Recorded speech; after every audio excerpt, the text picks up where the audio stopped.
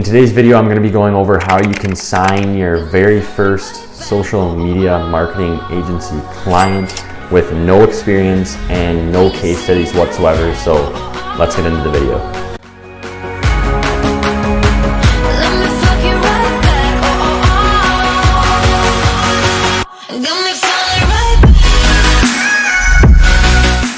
This is my number one asked question in my DMs all the time is, Carter, how do I go about getting my first client if I have no case studies and nothing to show for it? So in today's video, I'm going to break down how you can go about doing that and how I went about doing it and getting my first client when I first started.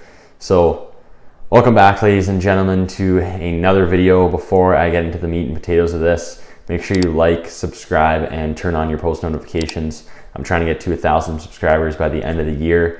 We're at like 730, so I definitely think that it's possible and we can do it. Also, leave a comment down below some videos you'd like to see next week, whether it's related to real estate or growing your marketing agency, whatever it may be. Comment that down below, and let's get into the video. So just a quick disclaimer that what I mean by no experience is not that you have like no experience or you're not familiar with social media marketing like at all. What I'm saying by that is that you're familiar, you've done your research, you've studied, like you know what it is to have your own marketing agency, you know how to fulfill the service. You've just never actually done it yet. You haven't got like your first client.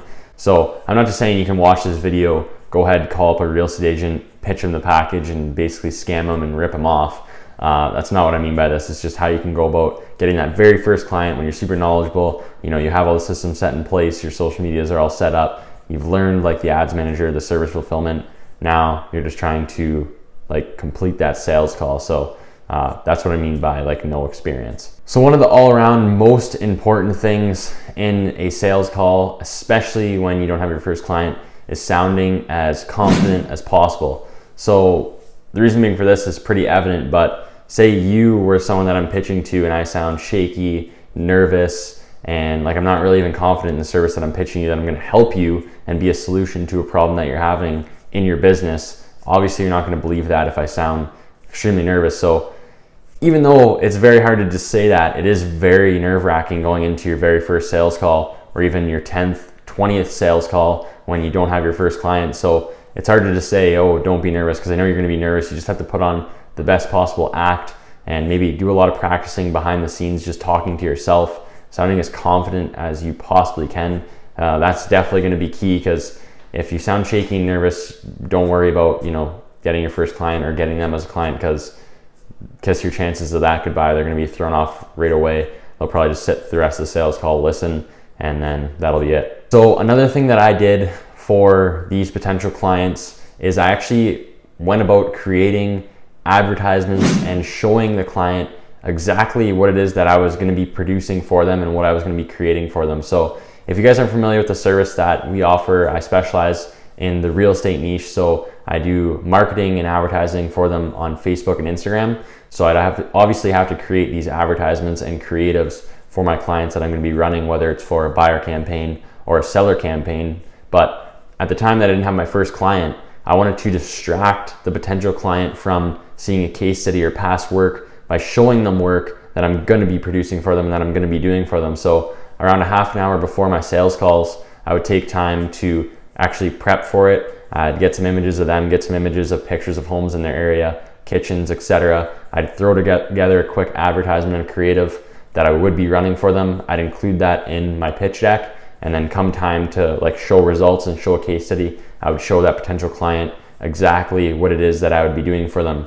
This genuinely will draw their attention away from asking for seeing prior work, contacting a referral, or anything along those lines. Obviously, it's not going to be 100%. Like some people might still want to see a case study or talk to a referral. At that point in time, you can just say, you can be completely honest or still try to be quick-witted and work your way around it by saying, oh, they signed NDAs. They're not going to speak to anyone. Obviously, that'll sound pretty sus anyways, and people probably won't believe you. But I would just simply say, I'm trying to get my first client. I'm super eager and whatnot, and just be as quick-witted as you possibly can. So tip number 3 and finally is make sure that you're in control of the meeting. So I guess kind of going back to confidence, but you want to actually be in control of the sales call. the person who is controlling the conversation is going to be overall controlling the call. So if they're the one asking you questions just consistently, they're just throwing questions at you the whole time, eventually you're gonna have to hit them and ask them a sort of rhetorical reverse question. They hit you with a question, you hit them with a question back. You don't want to be just going through the call of them just constantly asking you questions. Say, hey, wait, I'm gonna go over that, or whatever it may be, but you want to be in control of the call overall and in control of the conversation. You should be dominating it. So that's the video, ladies and gentlemen. Wasn't a super long one, but I just wanted to come on here quick to show you guys, I guess, what the 3 things that I implemented in my sales calls to get my first client with essentially just no case studies. So hopefully this works. Like I said, comment down below some videos you'd like to see next week. Before you leave, make sure you subscribe, like, please. I'm trying to get to 1,000 subscribers by the end of the year. Maybe I'll do a giveaway for that thousandth person per, oh my God. But anyways, subscribe, like, and I'll see you in the next one. Peace.